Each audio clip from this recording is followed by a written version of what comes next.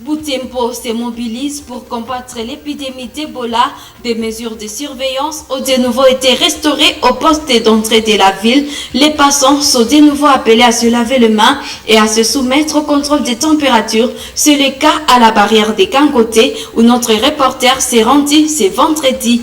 Tout pour le sommaire.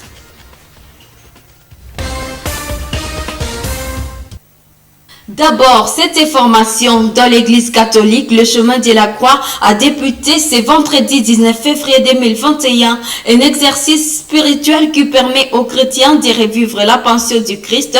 Le chemin de la croix est parcouru tous les vendredis du temps fort de Carême. Un reportage de Roland Kiakimo.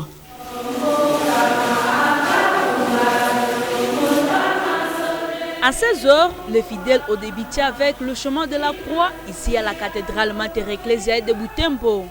Il s'agit d'une activité spirituelle qui permet aux chrétiens de revivre la passion du Christ. En pensant station par station, les chrétiens offrent non seulement leur prière à Dieu, mais aussi ils confient leur souffrance au Christ. L'abbé Maoul Jérôme, qui a dirigé cette cérémonie, nous parle de l'importance du chemin de la croix. Chaque vendredi du temps de Carême, l'Église veut communier à la passion du Christ. Les souffrances, la mort de Jésus-Christ sont devenues mémorables pour les chrétiens parce que par la souffrance que le Christ a montré son immense amour pour l'humanité, pour nous sauver du péché. Le chemin de la croix, c'est l'illustration du chemin parcouru par le Christ avant sa mort. Au lieu d'aller à Jérusalem, chaque chrétien participe à la passion du Christ dans sa propre paroisse.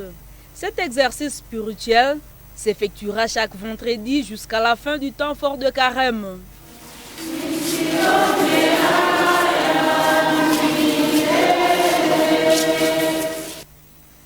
Clôture de la session des restitutions et des formations sur la catéchèse ce vendredi 19 février 2021 en diocèse de Butembo-Béni. Pendant 2 jours, depuis jeudi 18 février, le centre diocésain de la pastorale, catéchèse et liturgie a réuni les curés des paroisses de Butembo-Béni dans l'une des salles de Butembo pour les instruire sur des réformes de la catéchèse amorcées dans la province ecclésiastique de Bukavu. Ces réformes concernent les méthodes catéchétiques et les manuels des catéchèses. Grâce Kakoko. Ces réformes permettront aux curés de bien coordonner la catéchèse et aux catéchistes de bien préparer les catéchumènes à recevoir les sacrements. Ainsi, le diocèse de Butembo-Béni est désormais doté de nouveaux manuels de catéchèse. Les enfants se préparent pour le sacrement dans leur communauté ecclésiale. L'abbé Thierry Vunoka explique que ces révisions de la catéchèse visent à renforcer la foi catholique chez les fidèles afin qu'ils soient aptes à faire face aux défis liés au contexte socio-religieux du moment en diocèse de Butembo-Béni et susciter chez eux les dons de la communion ecclésiale et la mission de proclamer l'évangile. Le problème majeur qui a été constaté après toutes ces années de travail, il a été constaté que beaucoup de gens ne vivent pas leur foi, notamment les jeunes. On a remarqué que la catéchèse est enseignée ou bien elle est accueillie seulement en vue de la réception des sacrements, différents sacrements. Et à travers cette réforme qui va être lancée, on voudrait vraiment passer d'une catéchèse sacramentelle à une catéchèse pour un cheminement permanent dans la foi. Donc, le chrétien ne doit pas suivre la catéchèse seulement en vue d'un sacrement, mais que les enseignements qu'il va recevoir durant tout le cheminement catéchuménal soient un acquis pour toute la vie, qu'il puisse vivre ce dont il a profité, qu'il puisse vivre ce qui lui a été enseigné. La chapelle est dorénavant les milieux ecclésial favorables pour encadrer les catéchumènes. Les enfants suivront les enseignements des religions dans leurs écoles, mais la catéchèse leur sera enseignée à domicile, dans leur chapelle, leur secteur, leur communauté ecclésiale. Oui, justement, à ce propos, on a trouvé que beaucoup d'enfants échappent à leur communauté. Les enfants grandissent, ils évoluent, mais ils ne sont pas connus par leur communauté de base. Et pour cela, on a introduit une année de pré-catéchuménat qui va consister à encadrer les enfants d'environ 10-11 ans au niveau de leur base. Et cet encadrement sera assuré par les catéchistes, mais aussi par d'autres personnes de bonne volonté, des parents, des grands frères, des grandes sœurs qui seront préparés à ce travail-là, puisque pour que l'enfant puisse être accompagné par la communauté vers le sacrement. Il ne faut pas qu'il soit encadré seulement par le prêtre, seulement par l'animateur, mais que l'enfant puisse sentir et voir l'implication de la communauté. Cela l'aidera à prendre un peu plus au sérieux ce qu'il apprend, ce qui lui est enseigné, ce qui est dispensé à sa faveur. Ces réformes entrent en application à partir de cette année 2021. Le CDPL appelle les pasteurs et les animateurs catéchistes à veiller à l'application de ces nouvelles méthodes et du nouveau contenu de la catéchèse dès en présent. Autre chose dans cette information, dans ce journal, les taximens de Butembo ont été en réunion avec le ministre provincial de la Santé sur les possibilités de la collaboration pour l'éradication de la maladie à virus Ebola. C'est la grande salle de la FEC Butembo qui a servi de cadre à cette activité. Plus d'une vingtaine de taximens qui ont pris part à ce tête-à-tête ont renouvelé leur engagement pour cette cause. Joël Tali pour le point. C'était sa troisième séance d'entretien avec une couche des populations de Butembo ce vendredi 19 février. Le ministre a réuni autour de lui une vingtaine de conducteurs de mototaxis des différentes associations locales. Un appel que ces taximens ont bien accueilli. Ceux-ci ont promis faire bénéficier leur capacité à atteindre plusieurs couches sociales au service de la communauté. Cependant, les taximens de Butembo s'opposent à tout financement de la nouvelle réponse contre Ebola en vue d'éviter toute intrusion des amateurs dans les domaines sanitaires. Nous avons demandé d'annuler d'abord le financement. Nous, étant que taximens, nous, étant que population, nous sommes prêts de sensibiliser toutes les couches, malgré que nous pouvons manquer les moyens, mais nous sommes physiquement forts pour sensibiliser la population par rapport au coronavirus et Ebola. Il n'y a pas de résistance par rapport aux taximens. Nous sommes prêts de sensibiliser parce que vous pouvez passer partout auprès des bureaux des associations. Nous respectons les mesures barrières. Nous faisons la veille nos membres qui viennent au bureau des taximens. Donc nous sommes en train de sensibiliser comme on le faisait avant. Le ministre Nzanzu Chalita se réjouit que les taximens se soient appropriés cette nouvelle lutte. Il a promis prendre en considération les recommandations formulées par ceux-ci.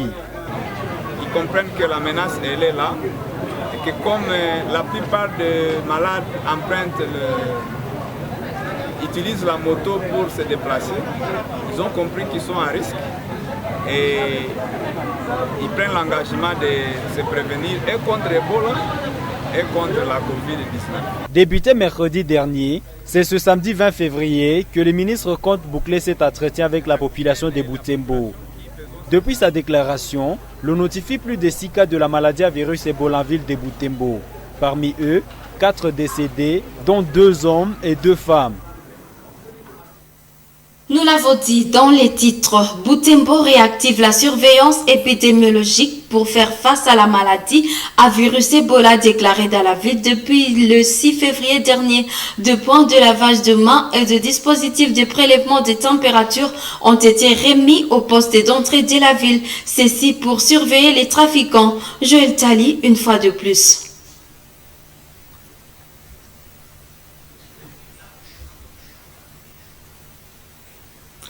Nous étions en train de dire que Butembo réactive la surveillance épidémiologique pour faire face à la maladie à virus Ebola déclarée dans la ville depuis le 6 février dernier. 2 points de lavage de mains et de dispositifs de prélèvement des températures ont été remis au poste d'entrée de la ville, ceci pour surveiller les trafiquants.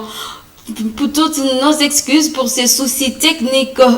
Autre chose dans ce journal, le monde célèbre chaque 20 février la journée mondiale de la justice sociale. La veille de cette journée, les coordonnateurs du REDO, le réseau pour le droit de l'homme, rencontrés à par Moto TV relate que nombreux cas d'injustice sociale sont manifestes en ville de Butembo dans tous les domaines de la vie sociale. Il s'appuie sur plusieurs rapports de monitoring qu'effectue son organisation. Les coordonnateurs de cette plateforme des organisations de défense des droits humains demandent aux citoyens, chacun à son niveau, d'instaurer la justice dans la société. Suivons ce reportage. Dans une interview avec Moto TV en marge de la Journée mondiale de la justice sociale célébrée chaque 20 février, le coordonnateur du RIDO notifie plusieurs situations d'injustice sociale en milieu professionnel, tout comme en milieu familial. C'est par exemple l'accès difficile au travail, la perception des salaires qui ne correspondent pas au travail rendu, et traitement discriminatoire des enfants en famille et consorts. J'entends par justice sociale, c'est la situation de justice ou d'injustice qui se passe dans la communauté. Je peux relever le cas de nos frères ou de nos citoyens qui travaillent dans différentes entreprises mais qui ne sont pas payés. Vous allez trouver même que ce soit dans les services étatiques comme privés. À Butembo, on peut facilement trouver un travailleur qui travaille dans une grande entreprise où on gagne $10 000 par jour, mais on les paye $15. Il y en a dans des services de l'État, des agents qui ont passé plus de 10 ans, mais ils n'ont jamais été payés par les trésors publics. Dans une entreprise, un chef peut facilement gagner $3 000, mais l'huissier lui en donne $15. À part ça, la situation des militaires. Un militaire, il a droit à une ration, mais des ratios insignifiants. On donne des graines de maïs, des cultivateurs. Nous avons droit à un environnement sain. Mais c'est d'arriver à ville, vous allez trouver que c'est grave. Des poubelles en centre-ville. Cette journée de la justice sociale avait été instituée pour sensibiliser l'humanité sur l'égalité de droits et des chances à tous les humains. 18 février 2021, il y a de cela 15 ans depuis la promulgation de la Constitution de la RDC, considérant les motivations à la base de l'élaboration de la loi fondamentale du pays, le professeur Télésphore Malonga, enseignant de droit constitutionnel à l'Université catholique du Graben, regrette que la Constitution du 18 février 2006 soit mise en application à moins de 50%. Suivons ce commentaire. En élaborant cette constitution du 18 février 2006, le pays voulait notamment déconcentrer les pouvoirs institutionnels, autonomiser les entités décentralisées, restaurer la souveraineté du peuple et garantir le respect des droits humains. Mais, 15 ans après, le professeur Télésphore Malonga, enseignant de droit constitutionnel à l'Université catholique du Graben, regrette que ces objectifs soient loin d'être atteints. Le constituant de 2006 a voulu répondre à un certain nombre de défis qui étaient notamment récurrents ou qui sont hérités de la Deuxième République. C'était d'abord la concentration des pouvoirs. Tous les autres pouvoirs, c'est-à-dire le Parlement, le gouvernement, le pouvoir judiciaire, étaient déjà réduits à des simples conseils. Et aussi essayer de réautonomiser les provinces. Parce que les provinces étaient en réalité déjà inféodées aussi au parti unique. Ce qu'on appelait les régions à l'époque, c'était en réalité des centres d'animation pour le MPR. Un autre élément, c'était la détérioration, si vous voulez, de la situation des droits humains. Les droits de l'homme n'étaient pas respectés sous la Deuxième République. Ça, c'est une des premières préoccupations, redonner la légitimité à nos gouvernants en faisant fonder leur accession au pouvoir sur des élections libres, transparentes et honnêtes. Il fallait aussi regarder la souveraineté du peuple congolais. Parce que notre souveraineté, si vous voulez, avait été confisquée par les gouvernants. Il y a une réalisation mitigée. Elle est, si vous voulez, à mi-chemin. Il y a certains aspects, ça a été fait, d'autres non. Pour ces constitutionnalistes, le gouvernement peine à appliquer les prescrits de la Constitution parce qu'ils servent leur intérêt personnel plutôt que ceux du peuple. Il était question d'organiser les élections à tous les niveaux. Je viens de parler des entités qui devaient être autonomes. Jusqu'aujourd'hui, on n'a jamais fait les élections au niveau des entités territoriales décentralisées. Et même au niveau national, avec l'élection présidentielle et l'élection législative, là aussi la régularité n'est pas encore au rendez-vous des droits humains. Regardez aujourd'hui, si vous osez organiser une manifestation dans la rue, tout de suite on dirait que vous êtes en guerre contre l'État. La police se dresse contre vous, parfois c'est l'armée elle-même qui va venir avec vous. Et tout le monde sait, avant qu'on arrive à 2018, combien de compatriotes ont perdu la vie dans la rue à vouloir manifester. Ma rédaction a mis une information en langue et en français. On a des formules.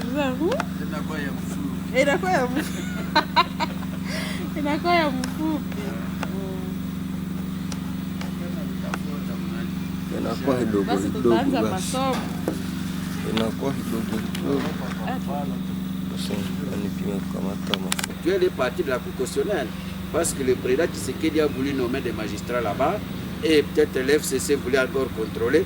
Donc tout ça, ça montre que la justice n'est pas encore indépendante dans notre pays.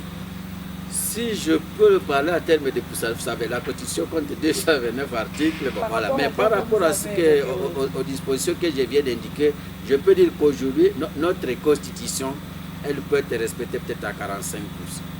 Ce 15e anniversaire de la Constitution de la RDC est célébré pendant que des voix ne cessent de s'élever pour plaider pour la révision constitutionnelle.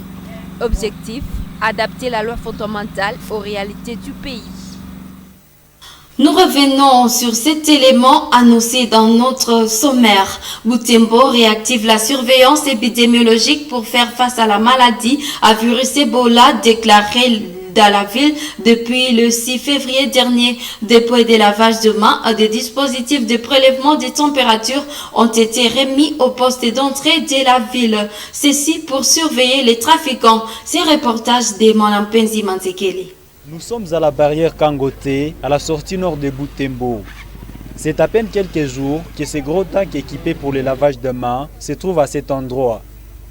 Ici, les passagers sont contraints de se laver les mains et se soumettre au prélèvement des températures avant de poursuivre leur chemin. Depuis la déclaration d'Ebola à Butembo, l'application des gestes barrières et des strictes rigueurs au poste d'entrée. Ngurunganza et Gilbert Kambaleta Sivifiwa reviennent de Beni. Ils disent avoir entendu parler de la réapparition de la maladie à virus Ebola, raison pour laquelle ils se sont soumis au protocole. Nous sommes arrêtés pour nous laver les mains. Oui, la raison de nous laver les mains, c'est mettre une barrière contre la maladie qui vient de nous envahir, la maladie à virus Ebola. Alors nous sommes arrêtés pour nous laver les mains, pour ne pas nous contaminer et contaminer aussi notre entourage. Nous appelons toute la population à se laver les mains et à respecter les règles d'hygiène pour éviter la contamination. Rose Touombeane, qui sera en mission de service à Beni, reconnaît que le lavage régulier des mains et le port des cache-nez peuvent sauver des milliers de vies face à la maladie d'Ebola et au coronavirus qui sévissent dans notre région. Je m'arrête ici à la barrière Kangotin pour se laver les mains. Si je me lave, c'est pour se protéger contre la maladie à virus Ebola. À la maison, on se lave toujours les mains. Il y a des lavabos que nous avions déjà placés. À la maison, les enfants se lavent. Et même au bureau, nous sommes habitués à se laver toujours les mains. Et moi, je n'ai pas peur. Se laver les mains, c'est protéger contre toutes maladies de mains sales qui peuvent arriver. Les agents du programme national de l'hygiène aux frontières qui s'occupent de la surveillance au poste d'entrée rassurent que tous les efforts sont consentis pour qu'aucun cas d'Ebola n'échappe au contrôle. Vous assurez la population d'appliquer les normes d'hygiène pour lutter contre la maladie à virus Ebola. La surveillance fait partie des défis pour le contrôle de l'épidémie d'Ebola et de la pandémie de coronavirus dans cette région à forte mobilité. Page funèbre pour clore cette édition. Le syndicat des enseignants du Congo, SIECO, section de Butembo Lubero, vient de perdre son conseiller technique. Il s'agit de Jean Kassere Kakaposo, qui a rendu l'âme la nuit de ce jeudi à l'hôpital général des Catois de suite d'une maladie. Ses collègues sont consternés par la disparition brusque de celui qu'ils appelaient soldat des enseignants. Nombreux de nos téléspectateurs les reconnaîtront car Jean Kassere Kakaposo est passé plus d'une fois sur nos antennes pour défendre les droits des enseignants. Francine Moussoa. Le gouvernement peut nous sous-payer.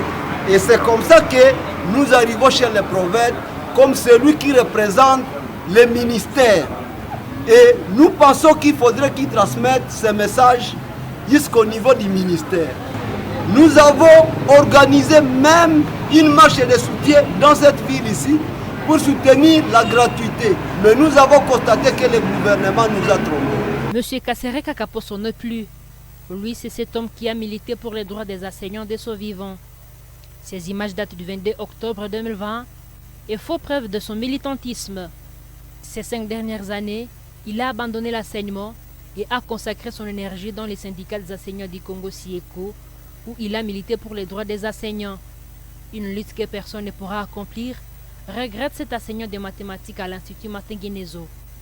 C'est avec regret, tellement nous regrettons ce départ, d'autant plus qu'il était un élément tellement important dans notre congrès au point de vue enseignement, au point de vue lutte pour les enseignants dans le secteur des codes du SIECO, syndicat des enseignants du Congo.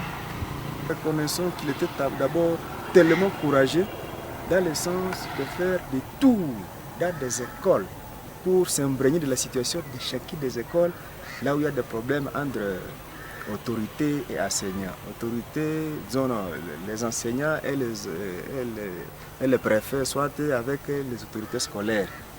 Il était tellement courageux pour venir s'imprégner de la situation de chaque école.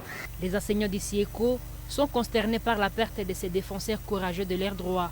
Mouindo, enseignant à l'Institut Vungi, appelle ses collègues à poursuivre sa lutte pour que ses efforts ne soient pas vains.